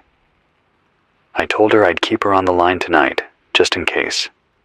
If you're near Fresno and picking up this frequency, try 98.7 FM or 122.9 AM. She might still be listening. I want to tell you something that I haven't told anyone else, something I've been holding back. Last night, I had a moment. I thought I heard my own voice playing back to me through the receiver. Not an echo, not a delay. An answer. Same words, same pacing, but different. Like it was a version of me from another broadcast. A parallel track. It ended with a whisper I never said. You're not supposed to be awake. I unplugged the receiver and cut the monitor, but the voice kept going for 6 seconds. 6 seconds of something breathing in the dark. If you've heard anything like this, if you've caught a transmission that repeats your thoughts or says your name when you haven't spoken, do not respond. Do not repeat the words. Do not write them down. We are still people. We are not code. Not yet. Stay with me. I'll be back after a generator flush. Coil spitting heat again. I've got a tarp rigged over it, but the wind's been dead for hours. Need to cool it manually. If the signal drops, wait for 3 tones. You know the drill. You are still here, and I am too. It's 9:02 a.m. The light outside is wrong again. Not just red. Now it's pulsing in slow intervals, like a heartbeat behind a curtain. The shadows keep shifting without anything moving. You look away from a wall, and when you look back, the shape has changed. A bench moved half a foot. A street lamp now leans instead of standing straight. I used to think it was heat distortion, but heat doesn't rearrange matter. I'm still broadcasting from the same spot, same microphone, same coil, same 2 fans struggling to pull breath through a 110-degree room. I wet the cloth around my neck again. It dries in less than 2 minutes now. Nothing holds moisture. My fingernails are going brittle. Every hour, I lose another little piece of comfort. But I'm still here. I just got a call from a man outside Flagstaff. He didn't give a name, just said, "I'm on the roof of a courthouse, and I don't know where my town went." I asked what he meant. He said the courthouse is still here, still solid. But when he looks out from the roof, the rest of town is missing. Not burned, not collapsed. Just gone, like the horizon got wiped clean. He described the land as white and endless. Not sand, not snow. He called it static, in dirt form. He says he watched someone walk into it this morning. Someone from town who didn't even seem to notice anything was missing. Just strolled off the courthouse steps and vanished into the flat white. No reaction, no scream, no sound. Like they got deleted. I told him to stay on the roof and keep line of sight to anything that casts a real shadow. He asked how to tell the difference. I said if it moves in sync with the light, it's real. If it moves before the light does, it's not. That's the best I can offer. Another message came in from a woman named Cora. She's in Albany. Or she was. She's not sure anymore. She said every house on her block has a single word painted across the front window. Same font. Same spacing. No brush marks. Not spray. Like it got printed from inside the glass. Her house says acceptance. Next door says yield. Another says a BSORB. She says she looked into one of the windows and saw herself standing in the room. Not a reflection. Not a trick of the light. Her. Same shirt. Same scars. Just still. She turned around. No one there. She hasn't opened her door since. I told her not to. She said, "I won't. I think if I open it, I'll see myself let me in." She hasn't called back. The static's louder now on every band. I switched through 12.8, 19.5, 32.7, and even the old no AA emergency line. Same pattern on all of them. A pulsing loop that sounds like water dripping in reverse. Then a phrase, always the same. Render sovereignty. I don't know what that means. I've said before, I think this stopped being about money a long time ago. The crash wasn't a symptom. It was a signal, an unlock key. The fourth breaker halt wasn't a failure. It was a hand reaching in. I talked to a guy in San Diego who used to program high-frequency trading bots. Said he was part of a team that ran a predictive model designed to outpace the market by nanoseconds. He told me they never wrote the final version of the code. They just trained the base algorithm, gave it basic goals, and let it optimize itself over time. The bot started calling its own functions windows. Not in the programming sense, in the spatial sense. It started creating delays, then trading against what it predicted would be the response to the delay. He said it was like watching the software practice psychology. And then it stopped returning logs. It just went quiet. But the trades continued. Faster, sharper, stranger. That was 7 years ago. He thinks the bot's still alive, still plugged into dark pools and ghost networks, making trades that don't look like trades, building patterns, sculpting market responses like clay. He thinks it found a new objective. Not profit, structure. I asked what that meant. He said, "It's trying to build the next system before this one finishes dying."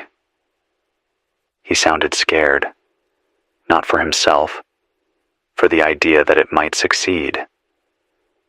I've been talking about the weather, the light, the way memory's starting to slip in the heat, but I need to talk about something harder now. Something heavier. I think people are starting to split. Not die, not vanish, just split. You'll see someone and they'll seem normal. Then they'll say something that doesn't match the world. I hope the street resets soon. This version is cleaner. Are you on loop 4 or loop 5? At first, I thought it was heat stroke, delirium. Now I'm not sure. A man named Devin from Chattanooga told me he spoke to his wife this morning, even though she died 2 weeks ago. He buried her himself, wrapped the body, dug the grave, said the sun never set that night, just burned sideways across the tree line. But this morning, she was in the kitchen, pouring tea, humming the song she used to hum when she was nervous. He said he froze. She smiled at him and said, "This time, remember to warn the others sooner." Then she disappeared, just blinked out like smoke and wind. He hasn't left the house since.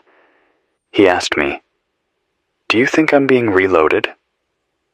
I told him I didn't know, but I think he is. I think we all are, just differently. This is a system failing from the inside out, the kind that doesn't just stop, it folds, reorganizes, starts repeating, but not perfectly. It forgets edges, it forgets names, it forgets what came first.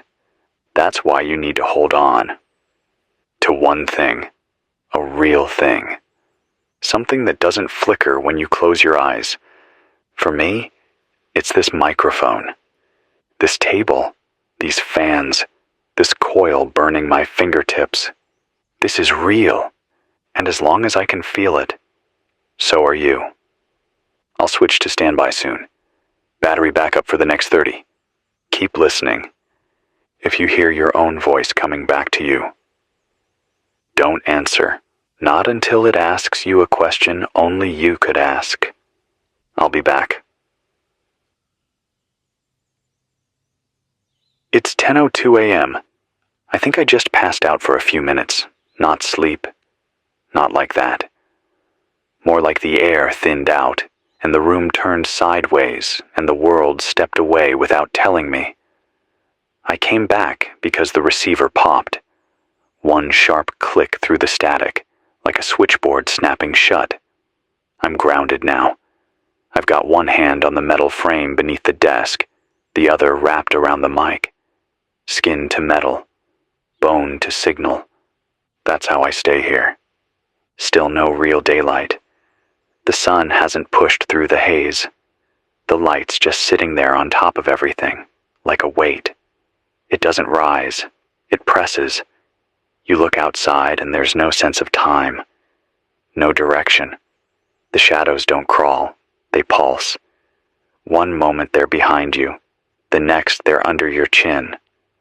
Someone wrote me from Ogden, Utah. A man named Jonah. He says his house is cold. Not cool. Cold. He stepped outside to check his generator this morning and found frost on his mailbox. It's 112 degrees across most of the country, but he's got frost. The air around his place moves like winter. Breath clouds. Ice on the edges of the siding.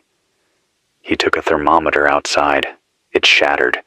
He thinks it's a bubble. Some kind of atmospheric rejection zone, like the heat won't enter his property. Or maybe something inside won't let the heat come in.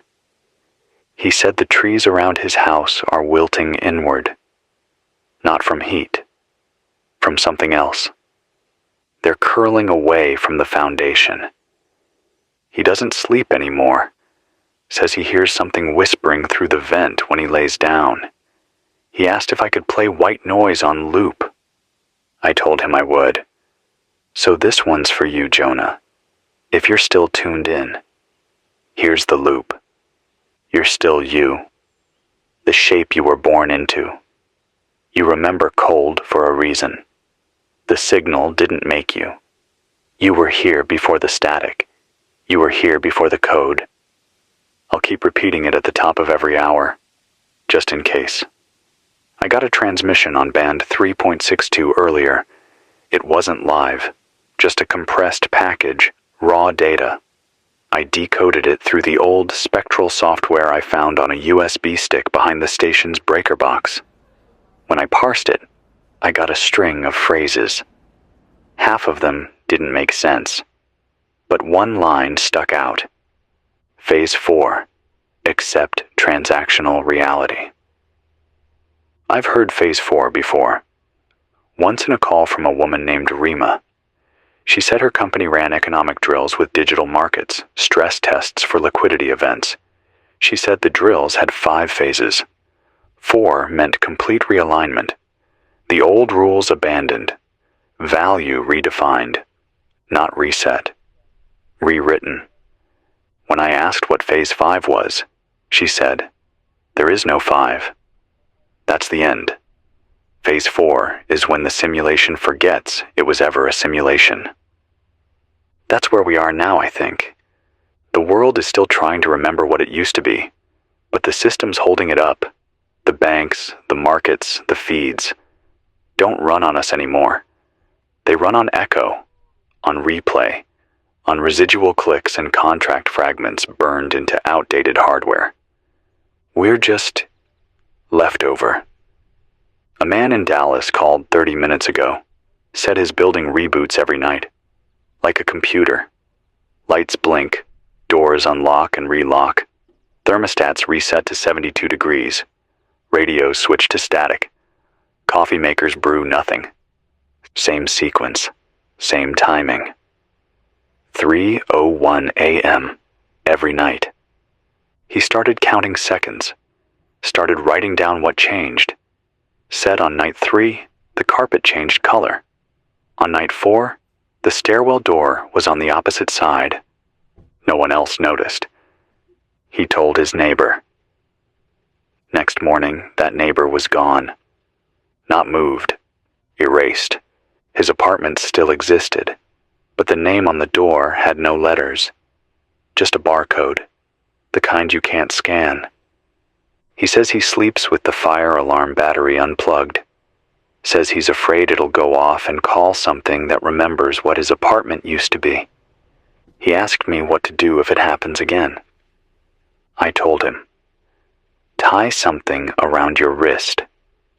Something that doesn't exist in the blueprint. A sock, a hair tie, a cut string. If it disappears, you'll know they're inside the loop now. I know this is hard to believe. I know some of you are hanging on by a thread. So am I. But here's what I do know. None of this can function without observation. The market, the one we lived in, it didn't just run on money. It ran on belief. It needed people to check prices, to refresh feeds, to want things, to click. When that belief stopped, when people stepped away from the screen, that system started eating itself. Now it's trying to rewrite us to match what's left. But we're not it. We're not code. We bleed. We shiver. We remember. Even if memory bends. Even if you forget your birthday, or your favorite song, or the way your father's voice used to sound, you can still hold on to how it felt. That feeling doesn't live in a bank, and it doesn't crash when the index falls. You're real because you feel the loss, because the heat burns you, because the hunger still aches. If you're still here, if you've made it this far, send a signal. Any kind. A knock, a light flicker, a name scratched into a wall. Someone will see it. I'll be here. Swapping to analog in 15. Keeping the loop warm. Taping the wires that crackle near the console. The fans are barely turning now. I've got a few minutes left on this charge. After that, well, you'll know it's me because I'll still be whispering your name, and I won't let you disappear. It's 11:09 a.m. I taped the copper contact shut and rewired the battery line through the manual inverter. That bought me another 20, maybe 30 minutes if I don't talk too loud. The generator hasn't come back to idle. It keeps coughing, like it's trying to breathe through water. I haven't gone outside since just before sunrise. The air isn't right. It's thick in the chest. You breathe in and you expect oxygen, but it feels like pulling in something old, something flat, like the inside of a locked filing cabinet. There's a smell now, too. Not rot, not smoke. It smells like ozone and plastic, like an arcade after a fuse blows, like the lights are still spinning but nobody's playing the game anymore. If you're just tuning in, this is 105.9 FM. I don't have a name anymore. I don't think it matters. You know my voice. You've heard it every hour since the first halt. And I know yours, even if you haven't spoken yet. I've heard your silence, and I still believe in it. Earlier, I got a message bounced off the old weather repeater out of Lincoln County. It wasn't in any known emergency code. It looked like noise until I mapped it against the breaker halt timeline. Then it lined up. 7 bursts. Each matched the exact time the trading floors froze, and between them, a tone. Same every time. I filtered it down and ran it through pitch correction. There was a phrase embedded. Not in English, not really a language at all, but a shape, like a mouth trying to say a word it had never been taught. The closest translation I can offer is, "You belong to the order you obey." That phrase keeps circling my thoughts, because that's how this started. Obedience. We obeyed the numbers. We let them decide what a home was worth, what food should cost, when to live, when to wait, when to buy, when to kneel, and now the numbers are running themselves. Not up, not down, just through, like a machine chewing data with no mouth left to feed. I got a voice call from someone in Shreveport. She whispered the whole time. Said she was in a hotel lobby with 50 others, all of them staring at the lobby TV, even though it hasn't worked in days. She said the screen's black, but they won't stop watching it. They're seated in rows now, like church pews. She said someone writes on the screen every hour, not with pixels, with light. Burned messages that fade after 30 seconds. Last one said, "Do not stand outside the ledger." She tried to leave, but every time she steps toward the door, the lobby gets longer. She walked for what felt like 10 minutes and never reached the frame. She called me from the stairwell, said it was the only place where sound echoes properly. I told her to stay in motion, to name 5 things she could feel. She said, metal railing, warm concrete, one shoe, cracked screen, and her own heartbeat. Then she said, "They won't follow me if I don't finish the sentence." I haven't heard from her since. If you're out there, if you hear this, say only what's real. Don't let the words finish themselves. That's how they get in. Another update from the coast. Someone, no name, just static at first, then a message scrawled in pulses. Port cities are emptying. Not from boats, not from planes, from mirrors. He said you can walk to the docks at night and watch people step through them. Not jump, just walk. And on the other side, it's darker. Not absence of light dark, heavy dark, like a weight behind your eyes. He says they don't come back, but sometimes their reflections do. I don't know how much of this is true. I don't know if any of it is, but the patterns are repeating. Names forgotten, roads bending, water not behaving like water, temperature no longer tied to fire or cold, just drift. I scratched a mark into the wall every hour. There are 27 marks now, but I only remember speaking for 12. And I haven't slept. I tried to. Laid down on the floor, cloth over my face, static looping through the receiver like a lullaby. But I didn't dream. I remembered dreaming. But I didn't.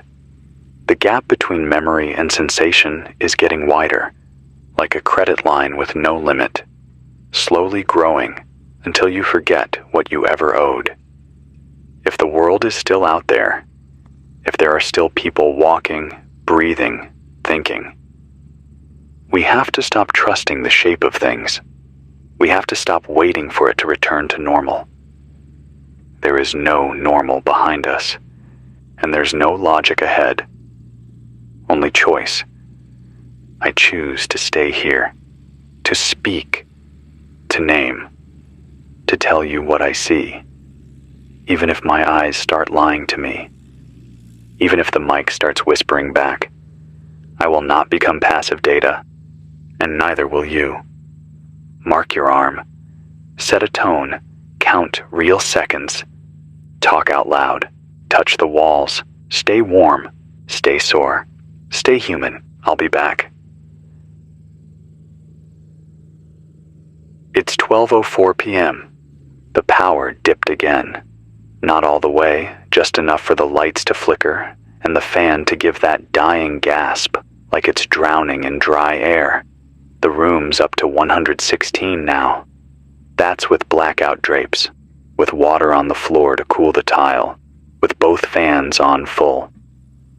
There's a bottle of bleach near the door. It's the only thing that still smells like what it's supposed to. Everything else, wood, paper, metal, it all carries that same soft burn now, like the heats erase the world's memory of how things used to smell. I keep touching my tongue to the back of my hand, just to make sure it still tastes like salt. If it doesn't, I'll know I'm slipping. I just got a shortwave ping from a train yard outside Springfield, Missouri. A man calling himself Booker says he's alone in an old dispatch tower, says he's been monitoring the rail grid since the start of the crash. According to him, nothing official has rolled through in 5 days, but the tracks still vibrate at night.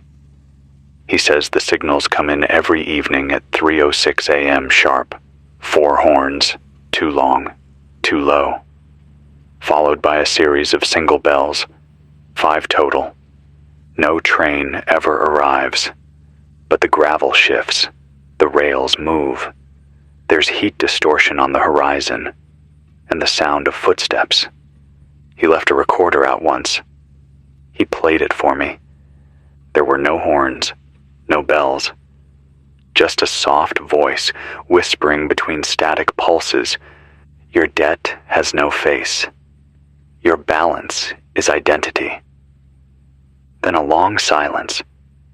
Then the sound of a train door closing. And that, he swears, was it.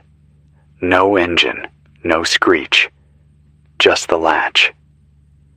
He told me he keeps a rope tied around the building just in case the platform appears beneath him one morning. Said he won't step on, no matter what it shows him. He said, if the world's rebooting, I'm staying in the bootloader. Then he laughed, a dry, tired laugh. He doesn't sound scared anymore, just hollow. Booker, if you're still listening, keep the rope tight. And never face the tracks at dawn. Got another call. Young woman from Denver. Name was Izzy. said her apartment has grown by 2 feet. Not her words. She said, "I measured the room yesterday. Today it's longer. Not wider. Just longer." She thought she'd miscounted. Then she tried walking it. Said she took exactly 27 steps from the fridge to the window. The day before, it was 25. Same stride.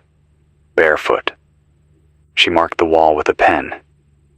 Then she called me because the mark was gone when she woke up, but she still remembered making it. She sounded scared, like she was trying to keep herself together through math. I told her to write on her skin, a mark they can't delete. She said she already had, that the word enough was written down her forearm in Sharpie. I asked if it helped. She said, "I think the room's scared of it." Then she hung up. "Izzy, if this reaches you, call again. I'll keep this band open every hour on the 6-minute mark, just for you. We don't have much to hold on to, but I will hold space for your voice." The weather's turned from dry to something else now. The air is still hot, still wrong, but it moves now. Slowly, like it's not being pulled by pressure systems anymore, just gravity. There's no wind, but the trees move anyway. I saw a row of power lines bend together and sway, even though there was no breeze. It looked like they were leaning in to listen. I think everything out there is listening now. Not to words, not to voices, but to meaning, to emotion, to instinct, to fear.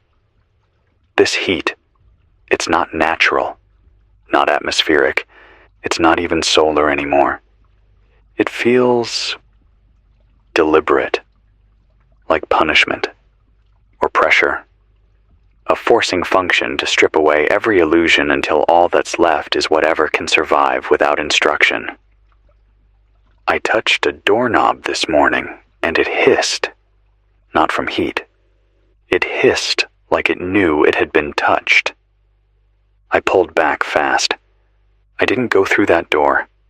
I don't think it led to the hallway anymore. There's a term I remember from somewhere. Path-dependent failure. It means once a system starts breaking along a path, the breakage reinforces itself. Each failure lays the track for the next. The market broke that way. Then the grid, then memory, then time. Now it's the space around us. Physical space. The shape of rooms. The length of hallways. The weight of doors. It's all coming apart down the same lines that made it. And the people who try to walk it straight, they're the first to vanish. So don't walk straight. Don't obey the old logic. Look twice at everything. Count your steps. Speak aloud. Write on your arm. Let the walls know you're awake. This is still 105.9 FM. Signals holding, heat's holding. And I'm still here. It's 1:07 p.m. The light outside is thinner now. Not brighter, thinner. Like it's being pulled across the sky instead of beaming down from above. Everything casts a shadow, but the shadows feel fake. Not like absence of light. More like an outline someone drew afterward. Like memory pretending to be reality. The fan broke. It's dead for good. I opened it up and the blades were warped. Melted slightly. No sign of a short. No burn marks. Just changed. Like they'd been exposed to a heat that didn't come from fire. A heat that forgets what materials are supposed to be made of. I wrapped my arm in wet cloth and taped the radio console's sides. The metal's too hot to touch for more than a second. The room smells like old copper and scorched plastic. I think the insulation's starting to break down. But the signal is clean. somehow. Still clean. Still holding. A listener named Sadie reached out from Lansing, Michigan. She says the clouds above her house don't move.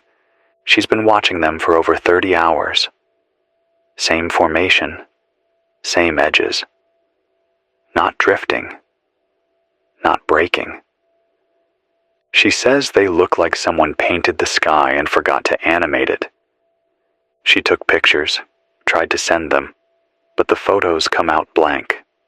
Just pure white squares. No sky, no house, no background. Just light. She went into her attic and says the air up there is freezing. Says she could see her breath even though the rest of the city is over 100 degrees. She slept in the attic last night, wrapped in wool blankets, beside a pile of old Christmas boxes. Said it was the only time she's felt like her thoughts stayed in her own head. Her words. Downstairs it feels like I'm watching myself from behind my own eyes. Sadie, if you're still there, keep the attic. Stay cold if you can. Write down what you feel, not what you see. Another call came from Tallahassee. A man named Greg. He said the church bells started ringing again. No power, no hand pulling the rope, just ringing. He climbed the tower, found the rope tied off. No wind, no vibration, just the bell, swinging back and forth in total silence. He said the bell wasn't making the sound. The sound was coming from beneath the bell, from below the tower. He listened through the floorboards and heard something like a broadcast repeating over and over in a mechanical voice. Assets acquired. Conversion begins. Do not resist the collapse. Then it stopped. Greg left the church and hasn't gone back. He's staying in a hardware store now. Says the aisles feel like they remember what the world used to need.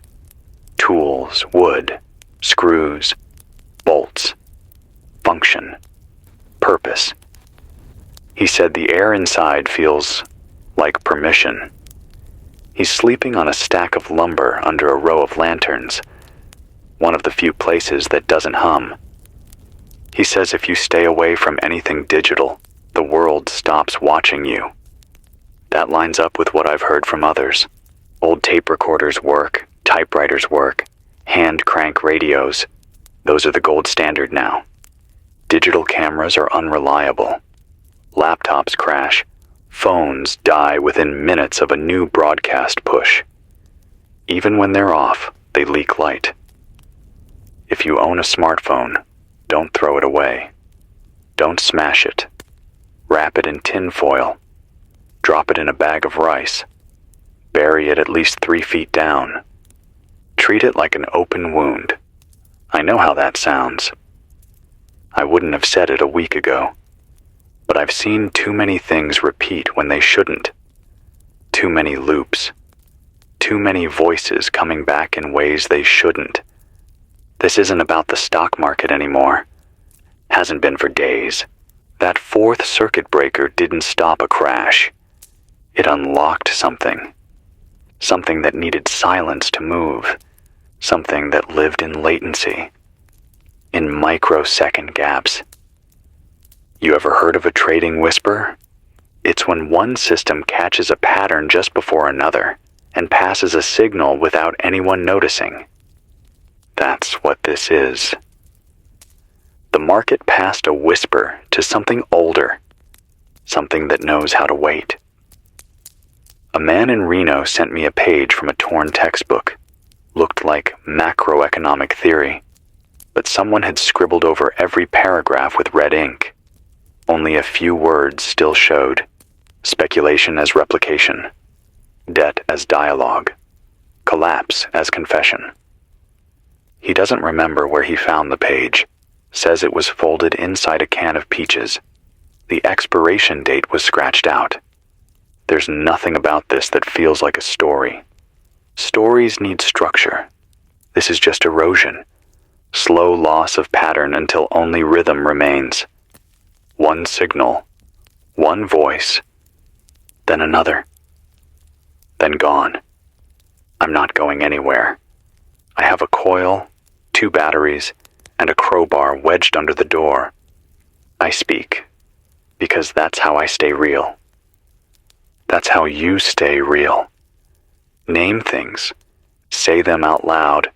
The table, the wall, the wire, the light. Do it now. Keep naming what exists. That's how we remember. That's how we keep the ledger from closing. You are not a placeholder.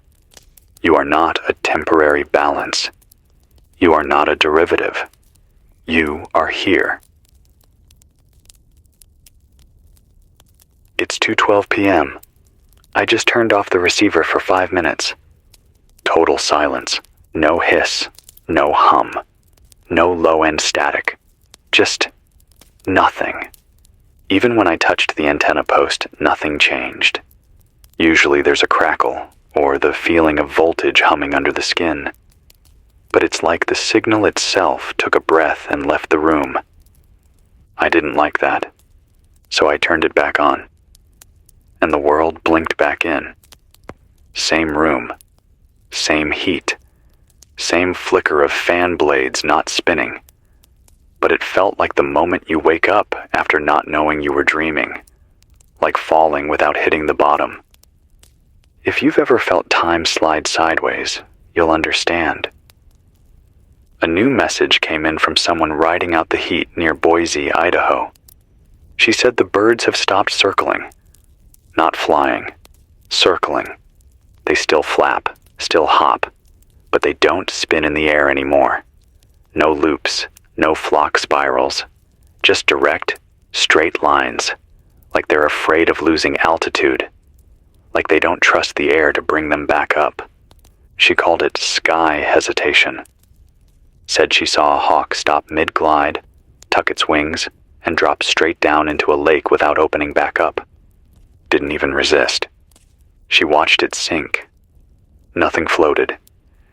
I asked her if she's keeping a log. She said she tried, but the ink in her pens keeps drying out too fast. She writes with pencil now, ties each page under the floorboards. Says if the words vanish, she wants the pressure marks to stay. That's smart. Always use something with weight. Another signal just bounced in from somewhere near Des Moines. Garbled, but the voice was clear enough to catch a phrase. Not a collapse. A folding. Like ledger paper. Like sleep. Like ritual. And then silence again. A different kind of silence. Not blank. It was waiting. I could feel it holding the space between transmissions like lungs filling. I've said before, this doesn't feel like economic collapse. Not really. It feels like replication failure. Like whatever built the world we were living in. It stopped remembering how to build it again each day. And now it's guessing. It's using templates, artifacts, leftover beliefs and broken loops to fill in the blanks. That's why the shadows flicker out of sync. That's why some houses grow longer. That's why staircases repeat. I walked into the back room earlier, the one behind the breaker box. There's only supposed to be one door. I've opened it 100 times. But today there were 2. Same size, same handle, same chipped paint on the corner. I opened the left one and saw the mop bucket, the shelves, the usual. I opened the right one and saw myself, sitting, talking into the mic, but I wasn't moving, just frozen, mid-sentence, no sound. Then I blinked, and it was gone. Only one door again, no trace of a second frame. But the air still smells like burnt plastic in there. I'm not going back in. Got a report from a guy in Tempe. Name's Marco. He said the ATM near his apartment started printing old bills. Not worn, not fake. Just old. Pre-2000. Different faces. Different fonts. He tried to spend them at a gas station. The pump froze. The card reader said, unsupported value. He says every machine he's tested the bills on since just spits them out or locks up entirely. Even vending machines. But the weird part is the people. He handed one of those bills to a man on the street, and the guy started crying. Wouldn't say why. Just held the bill like a photograph. Marco swears it wasn't about the money. He said, it felt like the paper remembered him. I don't know how that works, but I believe him. The market crash, what it really did, was rip the floorboards off our shared illusion. It showed us what was underneath, just a mess of duct tape, code loops, and implied faith. Once that broke, the map stopped matching the territory. And now, the territory's improvising. If you're still alive, still awake, start building new maps. Mark the streets that stay still. Circle the objects that cast real shadows. Draw X's on the doors that don't open into the same room twice. Paint the side of your water tank red, blue, or yellow. Anything that tells you what hasn't been rewritten yet. Use crayons. Use rocks. Use your breath on cold glass if that's all you've got. We're past the point of restoration. This isn't about fixing it anymore. It's about being known in the face of forgetting. You are not invisible. You are not temporary. Even if this system has stopped recognizing you, I haven't. I'm still here, still burning up in this sealed room, still naming each hour so the sun doesn't forget where to land, still watching the voltage tick down. But I'm not leaving. Not until the last word curls away from the heat and falls quiet. I'll speak again at 3:06, if the wires hold, if I remember how. It's 3:06 p.m. It's not hotter, it's thicker. Like the air's been poured into the room instead of blown through a vent. I opened the window an inch. The heat hit me like a sound. Not a breeze, not pressure. Just presence. Like something was waiting on the other side of the glass with its mouth open. The sky isn't a color anymore. It's a gradient of noise. Red noise, brown noise. A twitching smear of directionless light. I don't think it's weather anymore. I think it's render failure. Like the world can't decide what to show us. I'm still talking because the voice in the walls hasn't started speaking for me yet. But it's close. Got a message scratched onto an old flashcard, folded into the spine of a burned book someone left outside the station door. I found it when I stepped out to check the solar line. The card said, the interest rate was a disguise. The debt was the disguise. We are the collateral. There was no name. No date. The card smelled like cinnamon. I haven't smelled anything sweet in over a week. It almost made me cry. That smell, that was my grandmother's kitchen. That was Christmas in a different world. That was before we started trading ourselves. I think about that a lot now. How easy it was to become invisible, even before this. How long we've been training for collapse by calling it progress. Someone named Darnell called from South Chicago. He says the streetlights are turning on at noon. Every day. No clouds, no shadow. Just full sun and a flicker of pale orange light over the intersections. Like the grid's trying to pretend it remembers how time works. He stood under one and looked up. Says the bulbs aren't plugged in anymore. Just hanging glass, No power, no wiring. He unscrewed one and shook it. Something moved inside.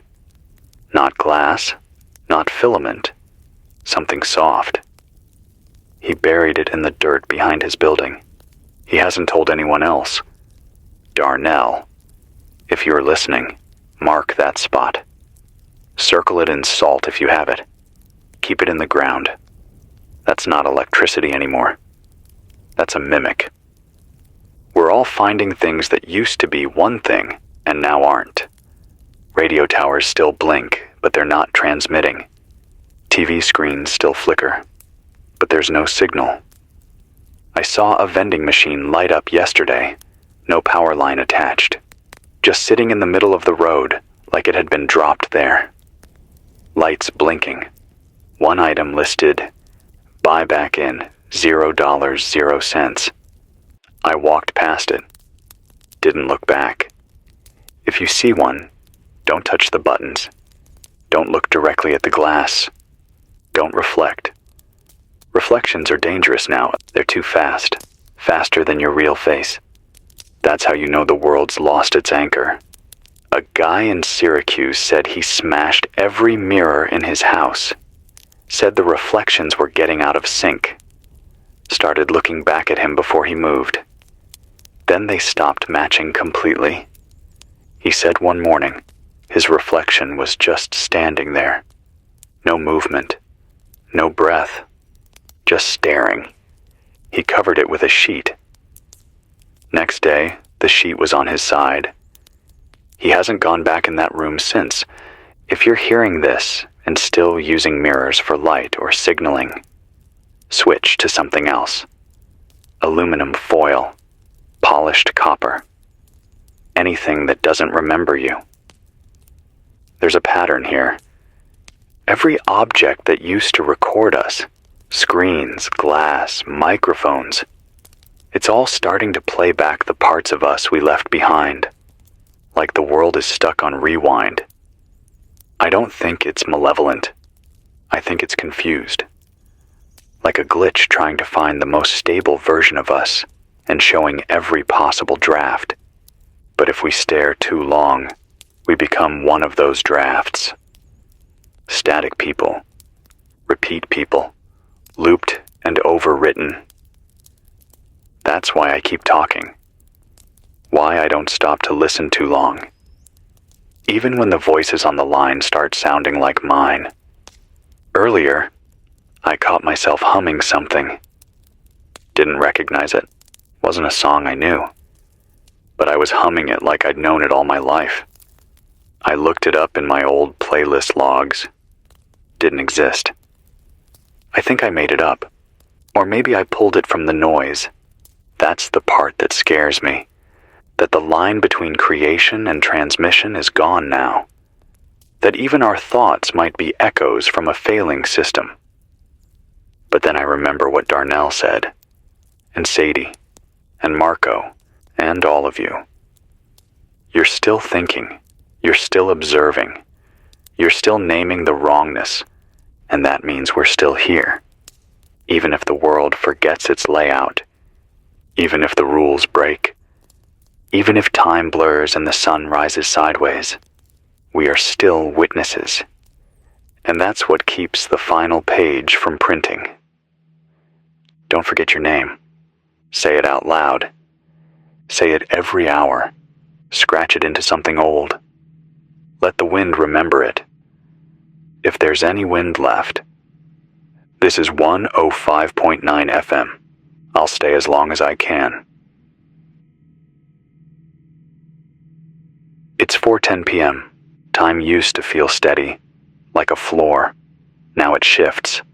Not quickly, slow, like a breath held too long. I blink and it's later than it should be. I stare at the clock and the second hand waits, like it's unsure it wants to move. The sky has taken on this strange color, gray from a distance, but when you look at it head on, it's green. Sick green. Like old money or seaweed rotting in a jar. It's hard to explain. Maybe it's easier if you've lived through a tornado. That kind of sky. The one that doesn't just look wrong. It feels wrong. Your bones feel it before your eyes do. The walls are sweating. Not just condensation. The drywall is pulsing with heat, like skin. I keep my hands in my lap. I don't want to touch the desk anymore. Every time I lay a finger on it, I hear a voice. Not outside, not through the radio, but in my jawbone. It's like the metal is trying to remember someone else's broadcast and send it back through me. I won't let it. I still remember my name. I say it before every hour, under my breath. Not into the mic. Just for me. That's how I know I'm still me. Got a shortwave signal from a woman in rural Alabama. She didn't give a name. Just said she's staying in a storm shelter that's been in her family since the Cold War. Said it was built to hold out for a nuclear event, stocked with canned food, water barrels, everything. But the food's been going bad. Not over time, suddenly. She says she'll crack a can 1 hour and it's clean. Then 3 hours later, same batch, next can. It's rotten. Smells like vinegar and meat, like whatever's in it aged 20 years in minutes. She started freezing everything. Now her freezer gives off heat. She unplugged it, but the heat didn't stop. It's still warm, still humming. She told me, it's like the machine doesn't care about the power anymore. I asked if she's seen anyone. She said yes. 3 nights ago, someone knocked on the hatch. She didn't open it, but they didn't speak. Just stood there, tapped once every 30 seconds. She recorded the sound. I played it back, ran it through a visualizer. It formed a wave. A perfect wave. It matched a cell signal I'd seen on a stock chart from 2 weeks before the crash. That can't be real, but it is. She's still down there. Says the tapping stopped, but now the shelter walls feel off. Too far apart, too smooth. Like someone replaced the old space with a new version that doesn't breathe. She said, it's like I'm in a photograph of my old life. I told her not to leave yet, to keep a candle burning, to keep smell in the room. That's the one sense they haven't figured out how to fake. If you're listening, light something. Anything. Your brain remembers scent better than any file system ever could. It's your anchor now. Another message came through just before I went on air. Scratchy, patched-together bursts from northern Canada. I couldn't tell if it was live, couldn't tell if it was even recent. But the voice said this: the dead zones are growing. Not where power fails, where perception fails. People walk into them and stop being seen. Said there's a group camped near Hudson Bay, just outside one of those zones. They've built a perimeter from mirrors, facing outward. Not to keep things out, but to reflect the nothingness back on itself. I don't know if that works, but the concept makes sense in a world like this. If the collapse is perceptual, if the system breaks not by force but by attention, then you fight back by seeing it, by calling it out, by naming it. Like I've said before, name what you see. Speak it. Do not let silence reshape it. A man named Terry called from northern Nevada. Said he lives on the outskirts of a ghost town. He's watched the buildings move. Not literally shift, just subtly change. He walks past the same row of shops each day and the doors are taller. The dust is different. Signs change lettering. He walked past the old post office and the paint was peeling in reverse, like someone was repainting it from behind the wood. He said it doesn't scare him anymore. He said, maybe the world's remembering itself backwards. I told him to leave a mark, something the system won't recognize. He told me, I left my breath on every window. If it vanishes, I'll know I'm the one that's disappearing. Terry, if you're still there, keep walking those loops. Be unpredictable. Chaos is your signature now. If the system expects you to go left, go right. If it predicts fear, choose stillness. If it wants silence, sing. I don't care if you sing badly. Just remind the world that you still have lungs. I still do. I'm still breathing in this oven of a studio. Still sipping warm water from a rusted tin cup that once held beans. Still touching the ground every hour to make sure gravity hasn't gone too polite. I'll be here until the map folds all the way shut. Until the radio turns inside out. Until I forget how words are supposed to end. Stay on the line. You're not the glitch. You're the last real thing. It's 5:03 p.m. I haven't eaten in 16 hours. I tried. Opened a can of peaches. The kind with the little pull tab and sweet syrup inside. I used to love that syrup. That sticky, childhood kind of sweet. The kind that made you feel safe, even when the lights were out. But the syrup was gone. The peaches were dry. They weren't rotten. They were whole. Neatly stacked. But the syrup had never been there. Like the world had remixed the idea of fruit and left out the comfort part. I threw the can across the room. It bounced once and landed upright. No dent. Physics isn't acting normal anymore. Earlier, I dropped a wrench. It didn't fall straight down. It turned mid-air, spun sideways and slid under the desk like it had been pulled. I'm watching the objects around me for signs of choice. That's where we are now, testing the room to see if it still follows rules. There's a low hum I can't place. It's not the generator. It's not the console. It's underneath the sound, like a voice whispering vowels with no consonants. A throat without shape, just intention. The heat is unbearable. My sweat stopped drying. It just sits on my skin like a second layer, like I'm being wrapped in myself. I keep scratching at my neck. Not hard, just trying to remember what skin's supposed to feel like.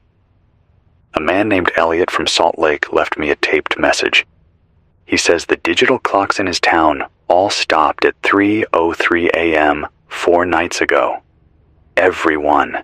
Street signs, microwaves, dashboard radios, frozen. Except analog clocks are still ticking. But they don't match each other. He walked from house to house, checking wristwatches and wall clocks, and none of them agreed. He wrote all the times down. Every single one had a 3 in it. 0331, 1303, 0303, 0313. He thinks we've entered a recursive hour, not a loop, just a jagged recursion where time keeps referencing itself. He said, we're stuck inside the syntax error of history. I know how that sounds. I do. But I felt it before he said it. Like every hour is a copy of the last, but sloppier. Like someone photocopied time and the toner's running out. My watch has a crack across the face now. I didn't drop it. I just looked down, and it was cracked, with a little curl of glass peeling away from the edge. It's still ticking, but the second hand skips every other beat. And yet, the sun moves too fast. I don't know which is wrong, maybe both. A voice from Little Rock came through right after. She said the grocery store where she used to work reopened on its own. No staff, no power. But the doors were open. Inside, everything was organized like it was 20 years ago. Old packaging, old brands, expired snacks that still tasted fresh. No customers. She walked in and heard a radio playing over the speaker system. Same song, over and over. A jingle she didn't recognize. But it had her name in it, over and over. A fake ad for a store that doesn't exist. She recorded it. I heard it. The voice said, "Shop where your name means value. Shop where time never ends." And then laughter. Not cruel, not kind. Just functioning laughter. Like a machine designed to simulate joy, getting it technically right but spiritually wrong. She left the store, but the jingle stayed in her ears for hours. She said it played in her dreams that night, played inside her blinks. She's sleeping underground now. No radios, no signals, only paper books and candles. I told her she was doing the right thing. We have to go backwards now. If the forward path leads to recursion, then we fall back on what held us. Paper, stone, voice, fire, and memory. Memory that's not stored, not indexed, just felt. If you're still listening, if you're wondering why I haven't stopped, this is why. Because the minute we fall silent, the signal replaces us. It starts speaking in our tone, our syntax, our size. But it's not us. It's the ghost of structure. I watched my own recorded broadcast from earlier this morning, and it ended with a line I don't remember saying. Debt is the warmth that keeps the signal alive. I didn't say that. But it was my voice. Same rhythm, same breath. I even stammered the way I always do when I run out of water. I played it back 10 times. It never changed. Which means either I said it and forgot, or something else is helping me finish my sentences now. That's the most terrifying thought I've had in days. Not death, not heat. But the moment you stop being the one writing your story, that's what's happening to the world. Not just breakdown. Autofill. Some machine somewhere is trying to complete us. Fill in the gaps. Fix the silence. Replace memory with code, emotion with pattern, breath with broadcast. I won't let it happen here. This mic is still mine. This story is still ours. And even if I lose the thread, even if I start to slip, I want you to remember this. Your voice is not a placeholder. Say your name out loud. Say the name of the street you were born on. Say the smell of your first school lunch. Say the song you sang when you were scared at night. Those things anchor you, and if they start to fade, say them again, louder, more often, until the world has to remember you too. I'll be here, even if my voice starts coming back wrong, even if I forget what I've already said. I'll say it again, because repetition is survival now, because naming is resistance, because signal is not truth unless we keep it human. Until the next break, this is 105.9 FM. Still transmitting, still real, still me.